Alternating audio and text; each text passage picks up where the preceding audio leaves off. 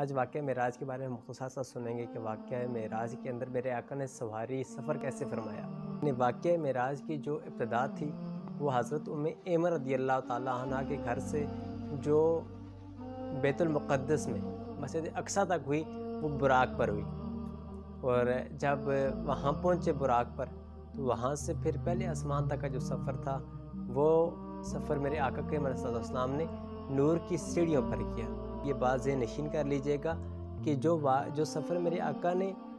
مکہ پاک سے بیت المقدس تک کیا تھا اس سے کئی ہاں زیادہ رفتار ان سیڑھیوں کی تھی۔ میرے آقا نے جب دوسرا یہ مرحلہ تھا کہ بیت المقدس سے پہلے آسمان تک، پھر پہلے آسمان سے 7ویں آسمان تک میرے آقا کریم علیہ السلام نے فرشتوں کے پروں پر سفر کیا، اور اس کی رفتار پہلے والی دونوں مراحل سے زیادہ تھی۔ جب میرے آقا کریم علیہ السلام 7ویں آسمان پر پہنچے تو 7ویں آسمان سے لے کر میرے آقا کریم علیہ السلام نے سدرۃ المنتہا تک حضرت جبرائیل امین رضی اللہ تعالیٰ عنہ کے پروں پر سفر فرمایا۔ جب سدرۃ المنتہا پر میرے آقا کریم علیہ السلام پہنچے تو جبرائیل امین بھی بس کر گئے۔ جبرائیل امین عرض کرنے لگے کہ اگر میں یہاں سے آگے ایک قدم بھی بڑھا تو میرے پل جل کر خاک ہو جائیں گے۔ تو اب وہاں سے ایک نور کا تخت لایا گیا، ایک سبز رنگ کا تخت پیش کیا گیا جس کو رف کہتے ہیں۔ پھر میرے آقا کریم علیہ السلام نے اس رف پر سفر کیا، اور وہ سفر اتنا تیز رفتار تھا کہ پچھلے 4 مراحل جو گزرے ہیں ان سب سے زیادہ جو تیز رفتار تھی وہ اس رف کی تھی کہ رف کی بھی بس ہو گئی۔ جب رف بھی رک گیا تو وہاں سے آگے میرے آقا کریم علیہ السلام جب رک گئے تو میرے آقا کریم علیہ السلام کو آواز آئی، ادعونی یا احمد،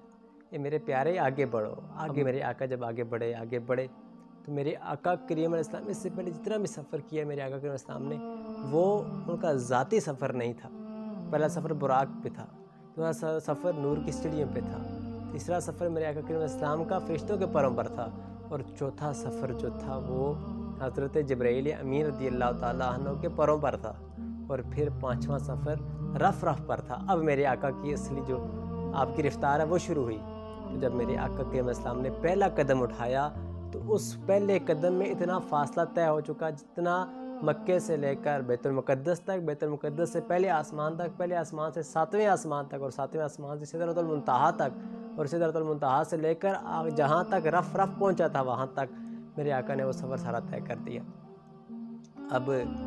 میرے آقا کریم علیہ السلام نے ایک قدم اٹھایا، پھر دوسرا قدم اٹھایا، پھر تیسرا قدم اٹھایا، اور ہر ایک قدم میں اتنا فاصلہ طے ہو جاتا جتنا پہلے قدموں سے طے ہو چکا تھا،